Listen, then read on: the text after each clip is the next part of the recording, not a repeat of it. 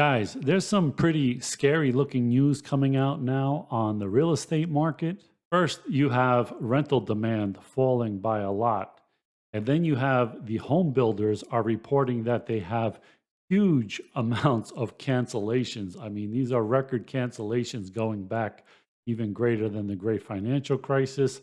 And then you have this headline that prices in San Francisco have fallen 30% from the highs. Now, I know that sounds like a crazy number, but it's not as bad as it sounds yet. I'll show you in the details. So let's get into it. So, starting with apartment demand, they say demand has evaporated as inflation crushed consumer confidence. So they say it wasn't just apartment demand that shot up in 2021 and plunged in 2022. The same thing happened for other rentals and for sale homes. So you can see in this chart of US apartment leasing traffic, it plunged to the lowest level since the fourth quarter of 2013.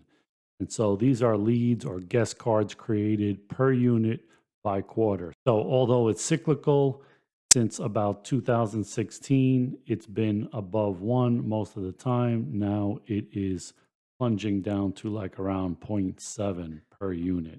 So here in 2021, you have 1.4 people, let's say, per each unit available that are interested in the apartment.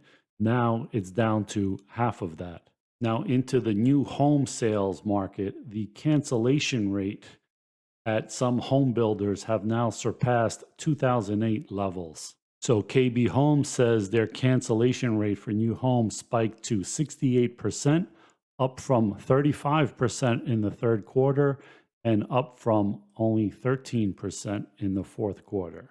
So looking at this graph, you see the scale of how big an anomaly this really is. Here in 2021, where you hear these stories of 15 bidders on a new home in one day or something like that, now we're having the opposite. And this 68% cancellation rate is even higher than in the 2008 housing crash, when the average was about 47% back then.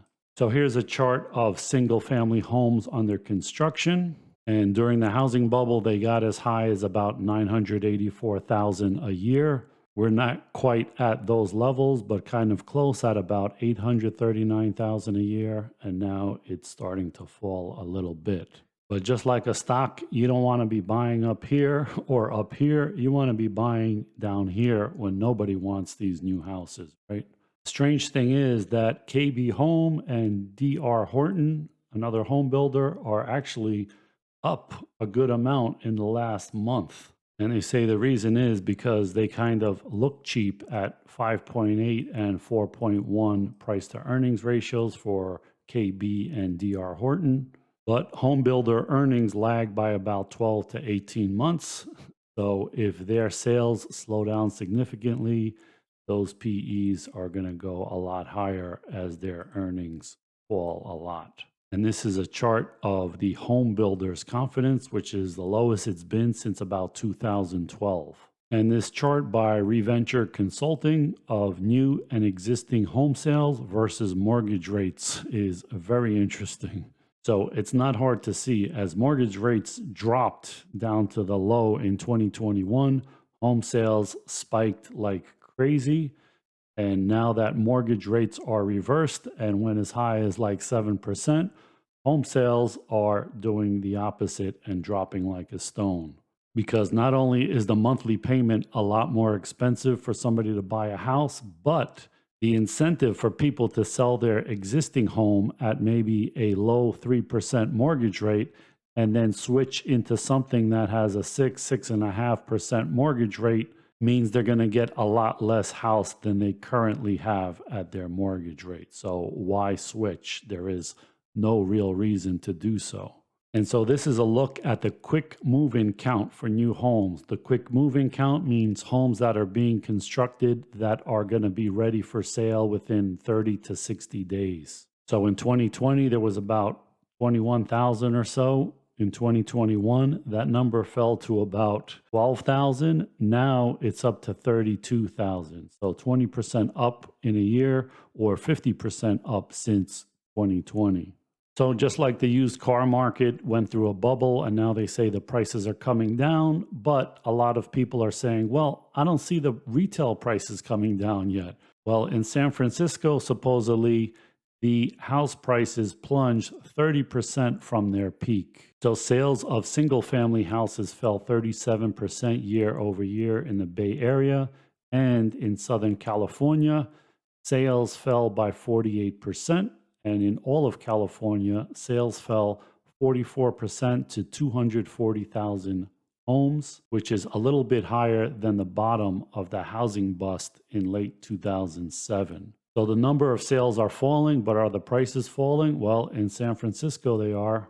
They are down 30% in December from the peak in March 2022 by nearly 455,000 from 1.54 million, down to 1.08 million in just 9 months. And this chart by wolfstreet.com shows that, but are the prices really down by 30%? No, because this is the median price. So the median price is if you take up the prices of all the homes sold in that period and you pick the one exactly in the middle, that's the median price. So the median price went up a lot because people were buying more expensive homes, but now with interest rates are higher, they can't afford these higher priced homes. And so most likely a lot of people are buying the cheaper homes. So the higher priced homes are sitting on the market. And so a lot of the sales are probably happening in the lower priced homes, like around a million, 1.1 million, instead of the 1.5 million. That's not to say prices haven't dropped. They probably have, but I'm sure it is not all houses that were some price in March are now 30% cheaper. In San Francisco, that's not the case. So, but these similar kind of drops could be seen in Alameda County, minus 37% for houses, minus 45 for condos year over year. A more reasonable look at the actual drop is if you look at the square foot median price drop, which was about 10%. So not as bad as 30%, and home prices are volatile and they're seasonal. And so December is obviously not the best time for people to buy a house. It's in the spring. But you also have Silicon Valley over there, and there are a lot of layoffs coming out from all the tech companies in Silicon Valley. So there's definitely going to be pressure on people who may no longer be able to afford their expensive houses in that area. Now, the housing market is not like the stock market. If you don't like your stocks, you can get rid of them with the click of a button in 1 second. You can't do that with the housing market. And so from the time it peaks to the time it bottoms could take a long time for people to sell, people to get foreclosed on, banks to take the houses and resell them. It is a very slow process, as you saw with the housing bubble in 2008, 2009. That didn't really bottom until around 2011, 2012. So it's not horrible yet, but there's a lot of canaries in the coal mine. And as long as mortgage rates stay up around 6 or 7% for 30-year mortgages, that is going to put a real damper on housing prices. And like I said, it's going to stop a lot of people who are thinking of selling their house and buying something else, especially if they have a 3-4% mortgage.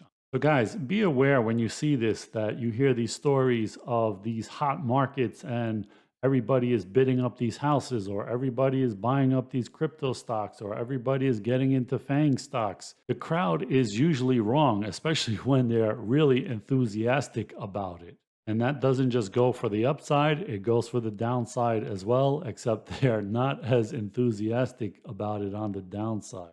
Keep that in mind when you see these manias, because they usually don't last very long, and the people that get caught up in them usually regret it not long after.